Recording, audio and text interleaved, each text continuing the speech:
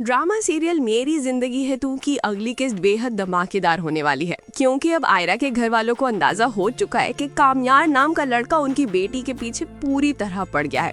इसीलिए वो जल्द अज जल्द आयरा का रिश्ता कहीं और तय करने के चक्कर में है।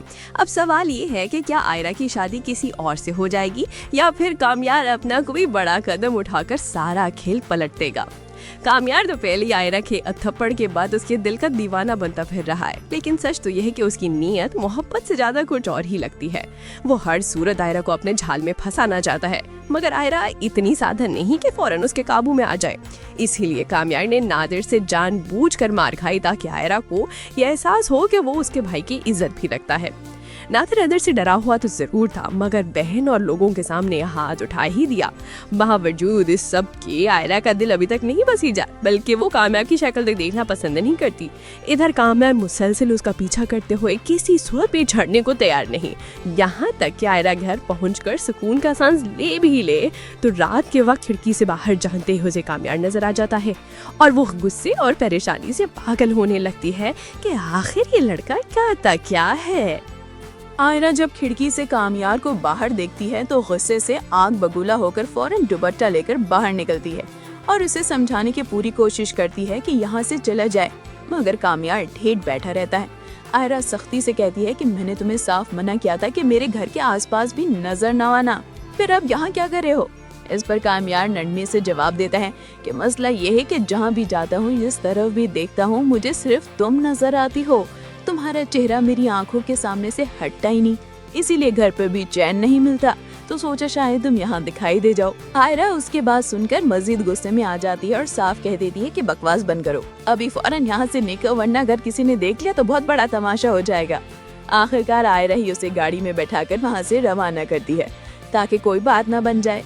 जैसे ही आयरा वापस घर आती तो उसकी बहन संभालू की बहुत धाड़ कर देती कि आखिर वो यहाँ क्या नहाया था। आयरा परेशानी से बताती कि मुझे खुद नहीं समझ आता कि वो चाहता क्या है। कभी कुछ अच्छा करके अच्छा लगने लगता है तो कभी ऐसी हरकत कर देता है कि शदीद नफरत होने लगती है। वो डर यह है कि वो न जाने अगला कदम क्या उठाएगा। इस पर बहन मशवरा देती है कि ऐसे शख्स से दूर रहना ही बेहतर है। आयरा कहती है कि मैं खुद उससे जान छुड़वाना चाहती हूँ, मगर मसला ये है कि वो मेरा पीछा छोड़ने पर तैयार ही नहीं और इससे बचा से मैं शदीद स्ट्रेस में हूँ। आयरा की बहन फिर एक फैसला कुर्बान करती है कि अगर वाकई तुम उससे बचना चाहती हो तो अभी किसी से शादी या कम से कम इंगेजमेंट कर लो। जब उसे पता चलेगा कि तुम्हारी जिंदगी में कोई और आ चुका है तो वो खुद ही तुम्हारे पीछे से हट जाएगा।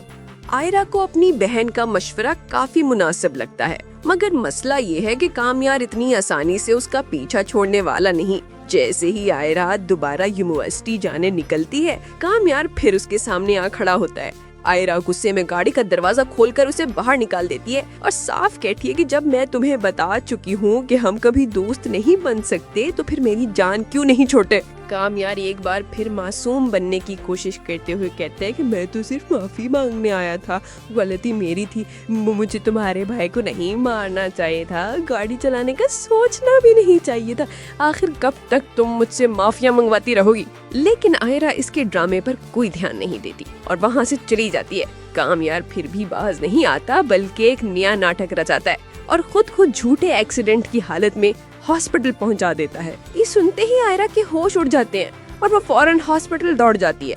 वहाँ उसे कामयाब पट्टियों में लिपटा बीमार दिखाई देता है तो उसका दिल पसीज जाता है और वो कहती है कि ठीक है, मैंने तुम्हें माफ कर दिया, मुझे भी अफसोस है कि हालात यहाँ तक पहुँच गए, मैंने कभी नहीं चाहा था कि तुम्हारे साथ ऐसा हो। इतना सुनना था कि कामयार फौरन अपनी पट्टियां हटाकर सीधा बैठ जाता है और खुशी से कहता है कि बहुत अच्छी बात है, तुमने माफ कर दिया तो अब हम दोस्त भी बन जाते हैं। ये देखकर आयरा को एक लम्हे में पता चल जाता है कि ये सब एक बड़ा ड्रामा था और कामयार ने ये एक्सीडेंट सिर्फ उसे जज्बाती करने के लिए किया। आयरा शदीद गुस्से में आकर उसे खरी खरी सुनाकर फौरन हॉस्पिटल से निकल जाती है। देखा जाए तो इन दोनों की सिचुएशन इतनी बड़ी भी नहीं कि यूँ एक दूसरे के खिलाफ इंतहाई हदों तक चले जाएं। मगर कामयार की फितरत ही कुछ ऐसी लगती है कि उसे जो चाहिए वो हर कीमत पर हासिल करने की ठान लेता है।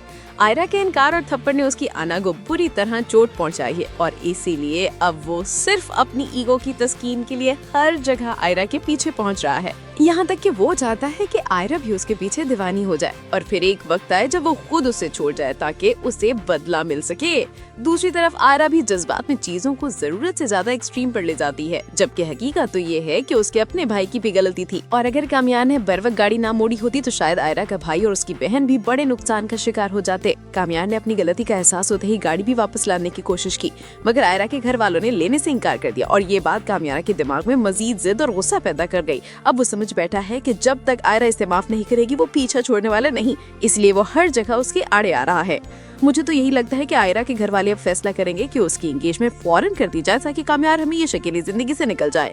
लेकिन जैसे ये बात कामयार तक पहुंचेगी वो जरूर कोई ना कोई हरकत करेगा और आयरा की एंगेजमेंट रुकवाने की पूरी कोशिश करेगा। मगर साथ ही ये भी मुमकिन है कि आखिर में वो आयरा से शादी ना करे बल्कि उससे बताए कि उसका मकसद सिर्फ बदला लेना था और वो जो कुछ कर रहा था वो सब एक खेल था। अगर ऐसा हुआ तो आयरा की जिंदगी की कहानी में एक बहुत बड़ा धचका आएगा और फिर मामला मजीद खतरनाक और पेचीदा हो सकता है। आप इस कहानी की इन मुमकिन अमूर के बारे में क्या सोचते हैं? अपनी राय कमेंट्स में जरूर दें और अगर आप ऐसे मजीद वीडियोस देखना चाहते हैं तो हमारे चैनल को सब्सक्राइब करें ना भूलिएगा।